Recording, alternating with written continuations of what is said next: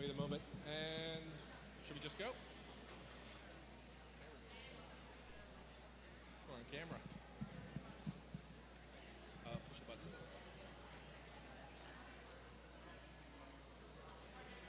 Yep. Okay, you're low. We'll trade off. Oh, there it is. Maybe? If I remember correctly, you start.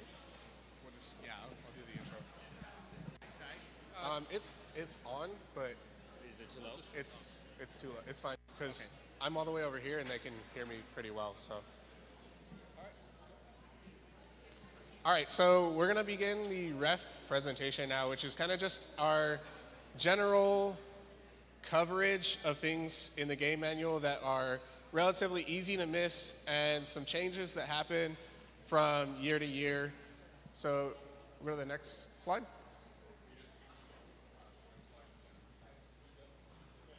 We're still working on getting the slides to move. So the way that this presentation is going to go is we're going to run through a short number of slides and we're going to go through them relatively quickly, and then at the end we're going to throw up a QR code and a link for you to put all of your questions in, and then we'll answer the questions as they come into the Google form that we provide through the link. And that's going to take up a majority of our time. So a lot of this is just going to be you guys asking questions and us answering them. The big thing about this presentation is that we are not an official source for any of the rules. So what you hear and see today is Ian and I's general best guesses at the meaning of the rules and the literal rules as written. Those rules will change. It is almost 100% guaranteed that the difference between the game manual now and the game manual at Meet 1 is going to be, there's going to be a difference, okay? So the only official source for the rules is the game manual, which will get updated at every Thursday before each meet, I believe is the official ruling, but it will get updated, I would say about every other Thursday, starting later in September. So I think it's definitely before October. All right, going next slide. Next slide. All right, so the major topics we're going to cover is the expansion limits, the human player, the patterns, the control limits, the defensive protections, your ranking points, and your advancement points. So how you would advance from one tournament to the next. Next slide. Next slide. Yep. All right. Unlike in previous years where you had to start within the 18-inch cube, but then were allowed to get bigger with some restrictions, this year there's more restrictions. You have to start within 80 inches, you have to stay within 80 inches basically the whole match. This is to say that you can't go up under the goal, just extend up and slam dunk. No, you're going to have to throw the artifacts. The only exception is you are allowed to get vertically taller in the last 20 seconds, as you all saw in the animation, to park multiple people in the base zone. You'll notice there the base zone is smaller than a tile. It is exactly 18 inches. It's hard for multiple things to fit in there. The base zone is defined by the outer edge of that tape. And you, in order to count as parked, you have to be fully supported by the tile within the outer edge of that tape. Now you can be extended outside there. So you guys can't really see, but there's a line on the floor. I can be on that line with my hand going over. That doesn't matter as long as my weight is all inside the outer edge of the tape. That's the expansion limit. All right, next slide. So the human player is one of the most important parts of interacting with the field. It's also one of those more penalized parts of interacting with the field. So you, as the human player, which is any player on your drive team of 4, so your drive team is totaling 4 people now, not just 3.5. You can have 2 human players on your alliance. So last year we only allowed 1 human player per alliance. So 8 people would show up to the table and then 1 person would leave. Now you just bring 4 people to the queuing table every match, and all 8 people get to go to the field, and any of those people, except for the coach, gets to interact with the game elements on the field. There are a few, I'll let you have it at the end.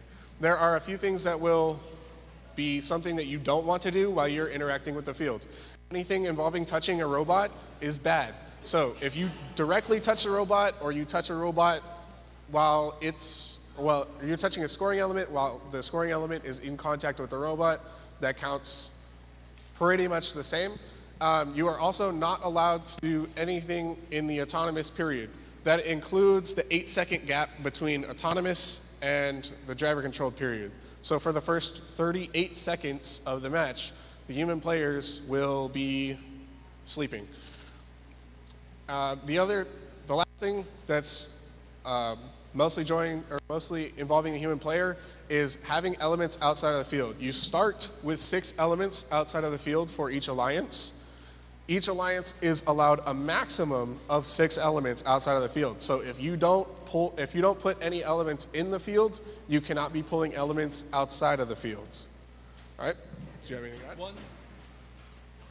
One bonus point I want to really place emphasis on the first one. It wasn't very obvious in the game video, but previously, it's always been either the robot or the human player in the loading zone. You were never allowed to be in the field next to the robot. That's different this year. The robot can be in the loading zone. I put my hand into the loading zone and drop the ball into the robot, or drop the ball next to it, or do anything I want. I can't touch the robot, and I can't hit the robot with my ball, but me and the robot may exist in the loading zone at the same time. That is a significant change from all previous human player iterations. Next slide. Oh, me again. Patterns, they went over it pretty well in the game manual. The pattern is not overlapping. Each of the obelisks will define a pattern consisting of 2 purple and 1 green, and that motif is always repeated exactly 3 times, and then when you look at the artifacts, if they are aligned, good. If they're not, no good. This means that if you have a perfectly correct pattern, and 1 artifact comes out of the front, everything's going to get shifted down. You now have no correct patterns. The patterns don't overlap, so if you've got purple, green, purple, they don't overlap like that. They are independent at indexes. The other thing that they mentioned, you saw that, there's this gate that you run into. When you open the gate, you can drain out your artifacts so that you can score them again. You must run into the gate. You can let it open. You cannot push it closed. So if you think, I messed up my pattern, I want to release them and try again, you're going to run into your gate and you're going to let some out. Maybe it's all of them, maybe it's not all of them. What you cannot do is open the gate and try to shut it at the correct time to let the right number of artifacts out. So with that, the gate is specifically mentioned in the game manual that it is designed so that sometimes it falls after 1, sometimes it falls after 5, sometimes it falls after you let everything out. It does not have a consistent release to go back down. Gravity and friction are not always the same in every location. So just be aware that when you press that gate to open, it might not close when you think it will. There you go. Next slide. Control limits. You may control 3 artifacts at a time. Once you launch an artifact, you are no longer considered to be controlling that artifact. That does mean that if you look at Steve Harvey at the bottom left, you can juggle your artifacts and control as many as you want while they're in the air. You can only be touching 3 at a time, but if you have 5 in the air above you and you keep catching them, then technically you're fine. Would I recommend it? No. Would it be fun to see? Definitely. So if an element gets launched into the air and it lands in your robot, we want to remind you that you are not controlling that artifact because it got thrown at you. So We don't want anybody trying to remove artifacts from their robots because you're now allowed to be in the zone with the robot now.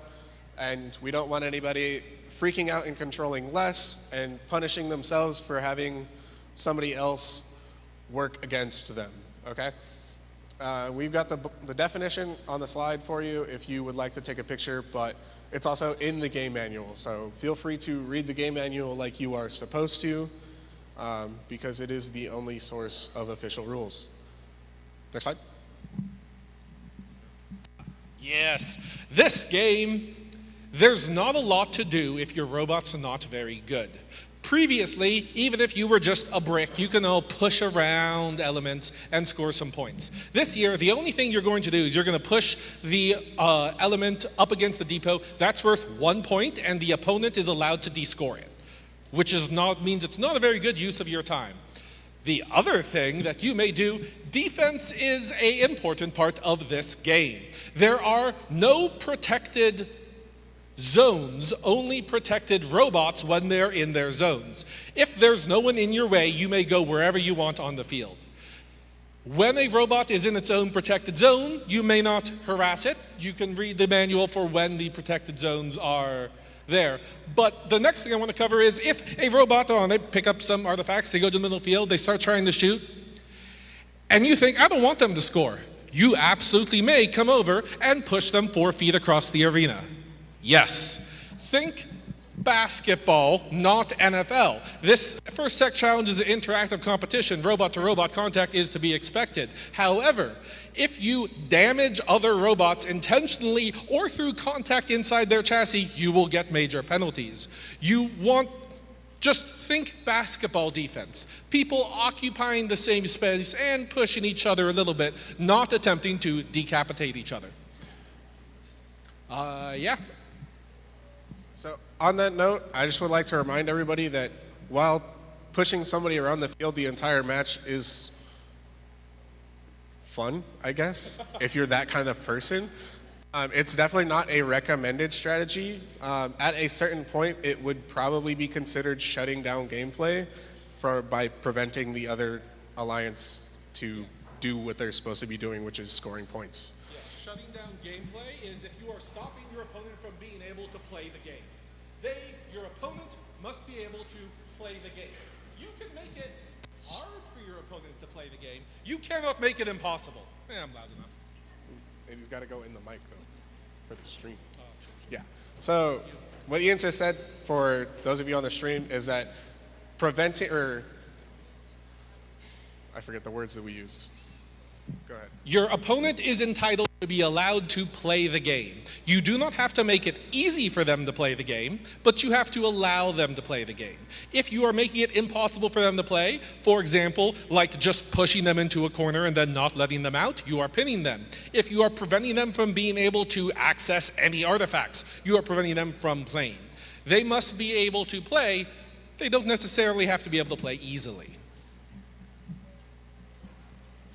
All right, in general, just be nice. But ranking points. So how do you move up in the rankings after your qualification matches? So RP is going to be short for ranking points, is how teams are scored, or how teams are ranked. So the most RP has first place. Pretty easy in that sense. How do you earn RP? So you get RP for how you perform in a match overall. If you win, you get 3. If you lose, you get 1. No. If you lose, you get 0. If you tie, you get 1. That is a change from how it was previously. Previously, if you won, you got 2, and if you tied, you got 1. And if you lost, you still got 0. But now you get 3 for winning instead of just 2. When you do other additional tasks during the match, you can get up to 3 additional RP for just completing tasks. Even if you lose a match, you can still get 3 RP for playing the match and completing the tasks. So the RP that you get is clearly outlined in the game manual. It's a little bit difficult to cover all in one time, but movement RP has a threshold of 16 points at any of your events, so you get more RP. You get the additional RP for moving if you're accomplishing 16 points worth of movement tasks is the best way to kind of explain that.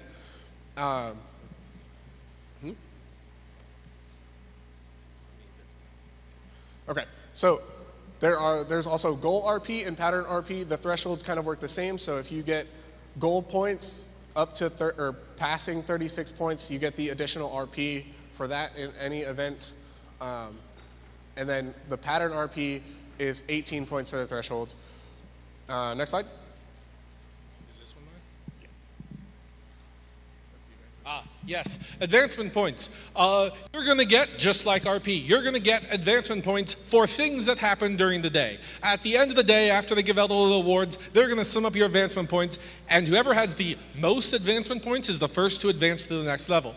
You get up to 16 during quals, 20 for being selected, 40 for winning the event, and up to 60 for Judged Awards winning Inspire. Previously, advancement would be based on individual achievements. Now it is based on the sum of your advancement points. Overall, this means that we will reward teams who are good at multiple things. The team who wins Inspire, but the robot doesn't do anything, or the team that wins the event, but wins no awards, won't advance as well as the team who's second place Inspire and second in the event. It is better to do well at many things. Good, next. Now, in review, the same things we've already mentioned, we put up a QR code. How this is going to work is that's going to go to a Google form. It should currently be open. You can ask us questions. We are going to curate the questions over here. We are going to answer them live. You have access to the game manual. Please, at this point, you've had an hour 15. Try to look through your questions. Think what is the most valuable question to get an answer out of us now. But yeah, we are open for questions. Here you go.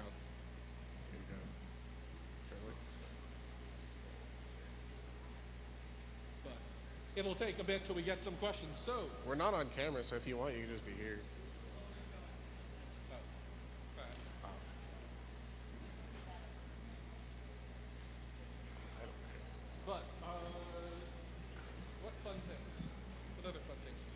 So in the meantime, if we want to go we'll just leave the slides where they're at, but if you want to think back to the advancement criteria, advancing through the season kind of works as follows. You'll compete at your league meets, and every team in your league will move to the interleague tournaments or the qualifying tournaments. There is where you start to really concern yourself with how I'm going to acquire these ranking points and these advancement points. During your league meets is where you kind of just learn what gives you what and how well you're doing in relation to the other teams with you.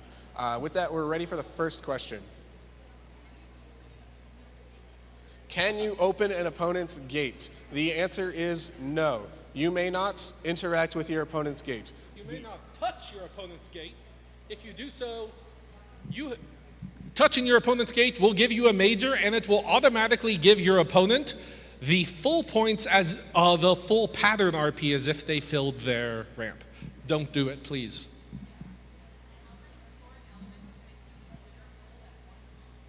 How many scoring elements can a human player hold at one time? 30. How many elements are there in the field? 30 elements in the field, so technically 30, as long as only 6 of them are outside of the field. Yep. Can you access the opponent's observation zone? There's no observation zone in this game. The question being asked is, can you access any part of the field without being penalized in any sort of way? And yes, any part of the field is allowable to be accessed by any team. The only stipulation to that is whether or not an alliance is trying to access their own alliance specific zones. So if the blue alliance is in their blue zone and you as Red Alliance want to go over there and you start bullying the Blue Alliance or touching the Blue Alliance at all, you will get penalized. The way to remember that is there are no protected zones, only protected robots. You may always go into any zone you want as long as you're not going to hit someone when you're there. Where can you use defense on the field? So defense is a very general term. You may interact with robots on the field in any necessary matter to acquire your own points is the general idea behind the rules. Now, there is a small gray area, which is very large, where interacting with other robots in any sense is a-okay as long as they're not in their protected zones and you're not completely preventing them from playing the game.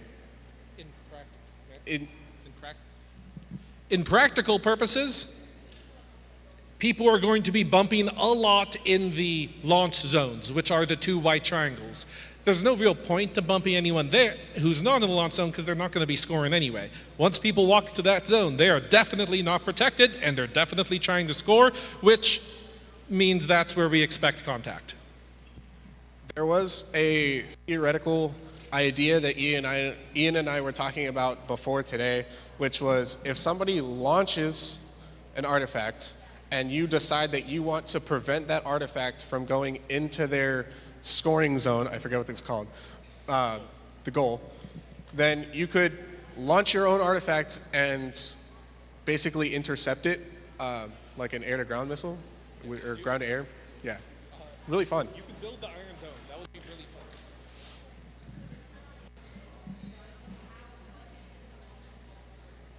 fun. Is there a limit to how much you can launch the ball vertically? The answer is no. You can launch the ball until you hit the ceiling, basically.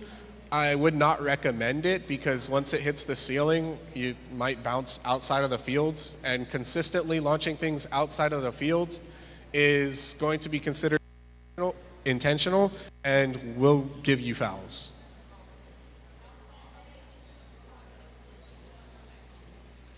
How often can your robot open the gate or hit the release button?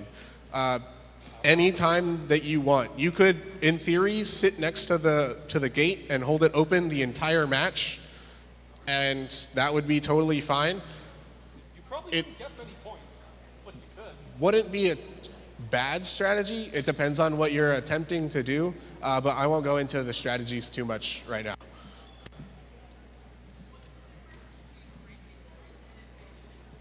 The difference between ranking points and advancing points. So that was the question. It was, what's the difference between ranking points and advancement points? Ranking points are what rank you from top to bottom on how you performed that day in the qualification matches alone. So ranking points is specifically your field performance. Your advancement points is a combination of your field performance and your performance in the judged awards. So your advancement points will take your ranking overall, which is what you get from your ranking points, and your points from your judged awards. So say you got Inspire, and that's 60 points. That's 60 advancement points. If you're winning matches, then you're getting ranking points based on that. And then once the qualification matches are over, you get a set amount of advancement points for where you are ranked. So if you're ranked first in a team in a 30,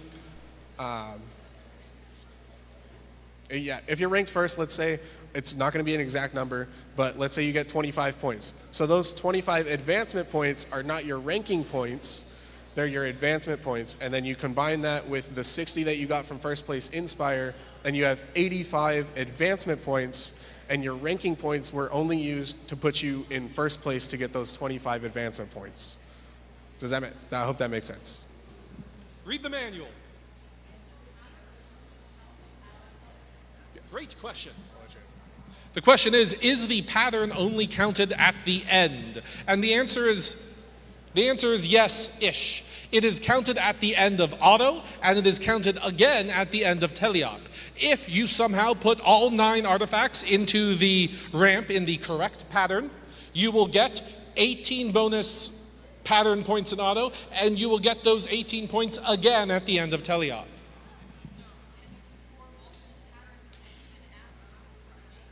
Can you score multiple patterns even after you open the gate? No, because patterns aren't scored live. Patterns are only scored at the end. Your classified and overflow artifacts are scored live. Every time a ball goes through the square, 1 point, 1 point, 1 point.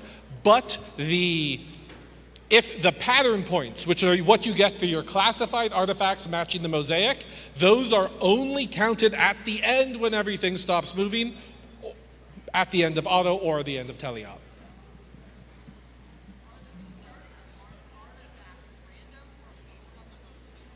Are the starting artifacts random or based on the motif?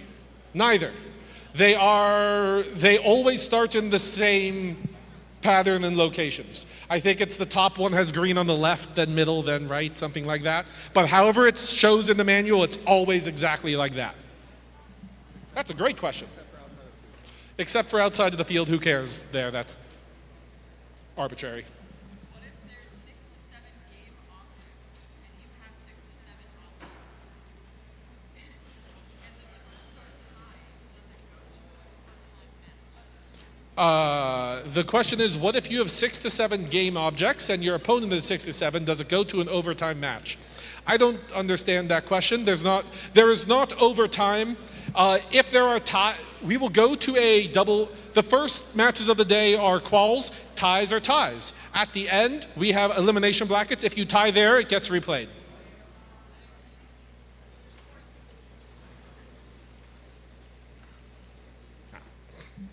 Please yeah.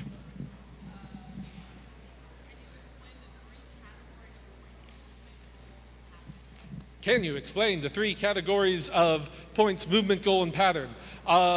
Movement points are what you get for your robot moving. You get a little bit of bonus points in auto for moving off a line. You get a lot of bonus points in teleop if you park in the goal.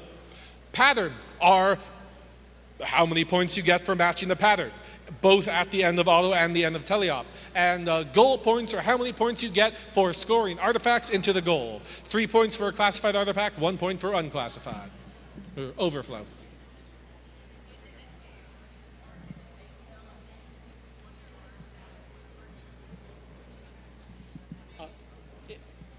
So for parking at the end of teleop, if both teams are in there, you get 10 points for each robot, and then an additional 10 if you're both in there completely, for a total of 30 points. So you get 10 for your robot being fully in, or fully supported by the base zone, and 10 points for your alliance being fully supported by the base zone.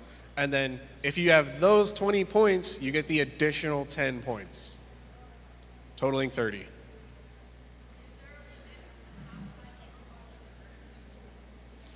Is there a limit to how high the robot can vertically increase? Yes, the robot's maximum height during the last 20 seconds of the match, I believe, is 34 or 38. Something like that. It's about double. It's approximately double your robot, yeah. It's in the manual.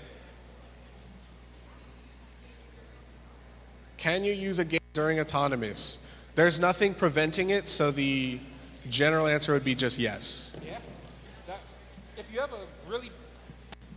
you have an incredibly powerful auto, that actually is a good idea, because you can score artifacts, release them, grab them, score them again, release them, grab them, score them again, and in this way, you can get more points than there are artifacts on the field.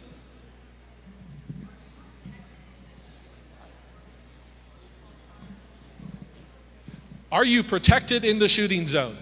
No, not at all.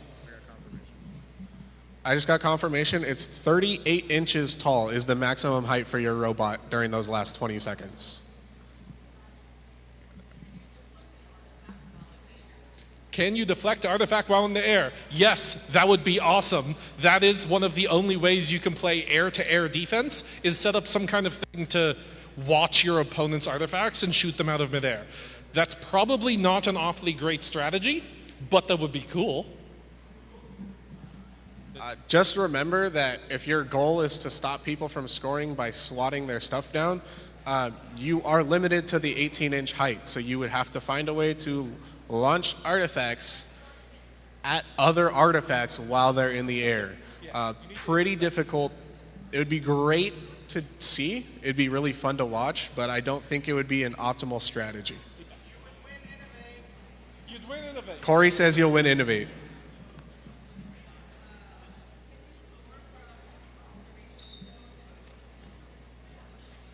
Can you score from the observation zone? So the short answer is no, because you would have to be larger than 18 inches to be on a launch line and in the observation zone. You must be in the launch zone to launch. The launch zone is the two big white triangles. If you launch while outside of that, you get penalties. It's a minor penalty, or if you made it in, it's a major. So if you just camp in the human player area and you try to go wee, each one you get in is a major, which is way more than the 3 points you got for getting it in.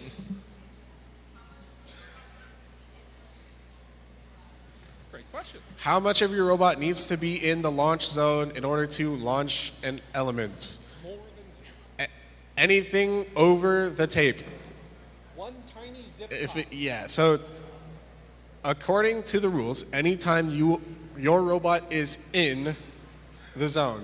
In the zone is defined as being inside of the tape at all, period, full stop. So if you are, can you see the lines on the, you can. So right now I am not in the zone if the zone is on that side of the white line here. If I do that, then I'm in the zone. Okay, so if my robot is built so that this is still 18 inches. Now just assume I'm 18 inches tall. If this is still within the 18-inch sizing cube, then this is a legal way to start launching elements because I'm in the zone. Even though the base of my robot's out, my robot itself is still in the zone because the zone extends vertically upwards into the sky as far as possible, upwards, as long as you're above the tape at any point or inside of that tape line, you are inside of the zone.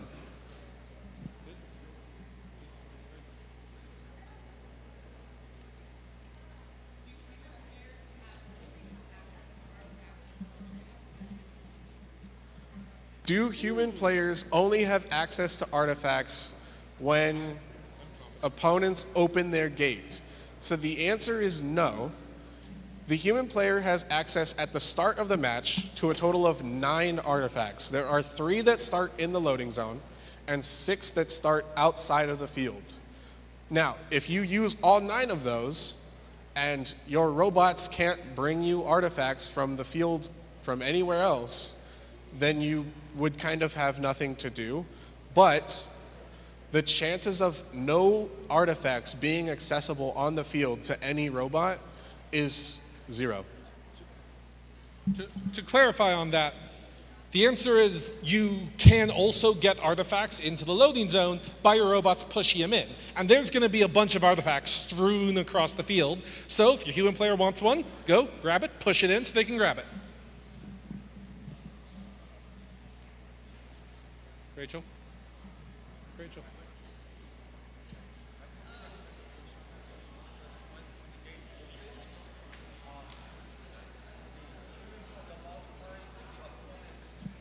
Yes, so the way the game is set up, you have the Red Alliance goal with the Red Alliance ramp and the red gate. When you open the red gate, the artifacts flow into the blue tunnel and the blue human player area. So by default in a normal game, you will score artifacts, open your gate, and when you open the gate, they go to your opponent.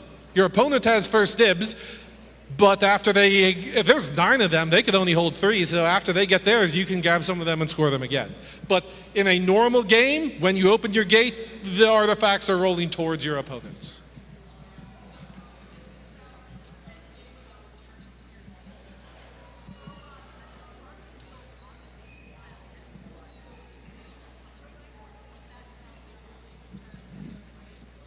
So the question is, if a robot is only touching the floor with 2 of its wheels, and only those 2 wheels are what is inside of the base zone, does that count as fully returning to the base? The answer is yes, because if I am supported by the base zone completely, then I am fully returned to the base zone. So I'll use the white line again if I can't. Yeah, okay. So if I'm outside of the base zone over here, and the base zone is on this side of the line, and I come over here, and I'm completely inside with my one leg, and I am only supported by my one leg, I am now in the base zone. I can't do this for long, but that's the idea. If you are inside of the zone, or fully supported by the zone, you don't have to be completely inside of the zone, okay? Great question. I'll let you answer. If a artifact is launched out of the field, one of the referees or a random person will take the ball and give it to the human player. The human player will reintroduce it. If you intentionally eject artifacts in the field, you will get penalties, but it's expected that it's going to happen by accident a lot, and whenever it happens, we just give them to the human player can put them back in.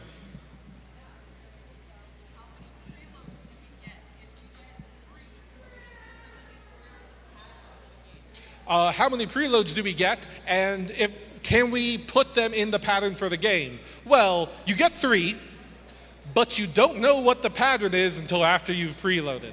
So, not really. You could guess what the pattern is, and I think it's going to be green, blue, green, and just put them in that order. But an intelligent robot will have to look at the QR code, figure out what it means, and launch them in the correct order.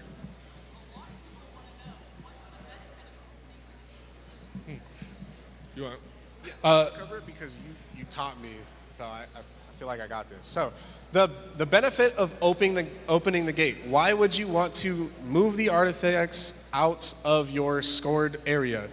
The answer is, the way that scoring works is when you launch your artifact into the goal, it's going to go through the square. When it goes through the square, it's going to either glide along the top of previously scored artifacts, or it's going to fall down into the classified portion where it will be scored as a classified artifact. Overflow artifacts, the ones that glide over any classified artifacts, only count as 1 point. Classified artifacts count as 3 points each. So if you are full on classified artifacts, then you have 45 points. But those 45 points are already scored, because that's not 45. It's 3 times 9, which is 27. Sorry. So if you have a full classified ramp, then you have 27 points, but those were 27 points that you had as soon as you scored those artifacts. So if you release the gate, you'll still have those 27 points, but now you can get 3 more points per artifact that you score, instead of 1 more point per artifact that you score. So once you score your 9 classified artifacts, then you want to release the gate so that you can score more classified artifacts as opposed to overflow artifacts. The other benefit to opening the gate would be ensuring that you have the correct pattern. So let's say the pattern is green, purple, purple, and you have purple, green, purple for the first 3, and you want to correct that. So you open the gate and you hope that after those 3 it stops because the rest is correct, or you just clear it out and you start your pattern all over so you can make sure that you have the right pattern at the end of the match. One of the things that Ian and I were talking about was whether or not it would be a good idea to just start the match with the correct pattern and leave that pattern in there the entire match and just score overflow artifacts the entire match. And the short answer is probably not. definitely not for a long-term strategy. In the first league meet, if that's what you want to do, that's probably not a bad idea, just because a lot of the robots at the first league meet aren't always the top tier robots, just because they're still in progress. But when you get to interleagues and when you get to regionals, that's probably not going to be an effective strategy, because people are going to be scoring those 27 points and then unloading and scoring 27 more for the same time that it's going to take you to score 9 or 18 points. Basic idea is you just want to score them again and again and again and again and again, because every time you score them, you get more points. Are you allowed to open the opposing alliance's gate? No, you will get lots of penalty. Only open your own gate.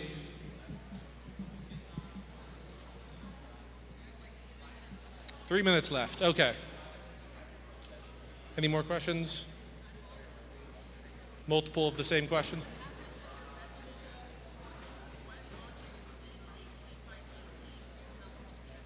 What happens if your mechanism for launching exceeds 18 by 18 due to a malfunction? There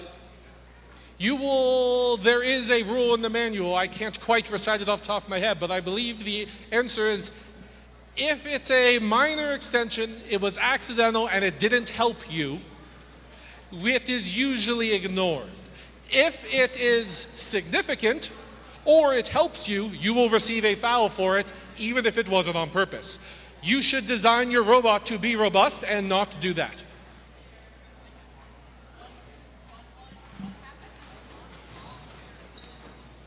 Ooh, good question. What happens if you launch an artifact into your opponent's goal? The answer is, they get the point. Here's an interesting idea. You might have just messed up their pattern scoring. Ooh. So there's some interesting thought where maybe you want to get them a point just so that they don't get all the stuff in the right order.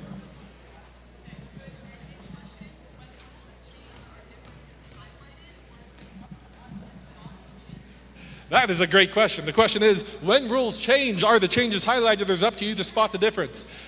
When the rules change, they will release a new version of the of the competition manual, which will just have everything. They will also release what they call a team update. The team update will clearly say, we have added this line, removed this line, this is what we changed, and here's why.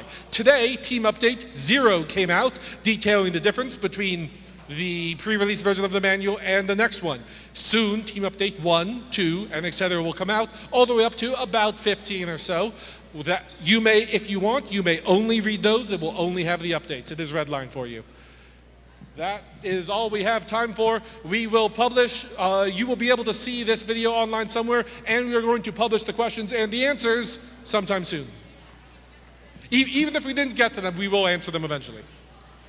If you have any more questions, you can ask us in the referee Discord. We will usually answer. Remember that nothing we say is binding, and we are often wrong. Thank you. Sorry. Yeah. All right, thank you everybody for visiting us here at La Cañada High School. We hope you enjoyed today's FTC kickoff, and we hope that we can do this again next year. Enjoy our concession stand, enjoy some of the amenities here in the city of La Cañada. Have a safe journey home, and good luck to you, and we'll see you at the next competition.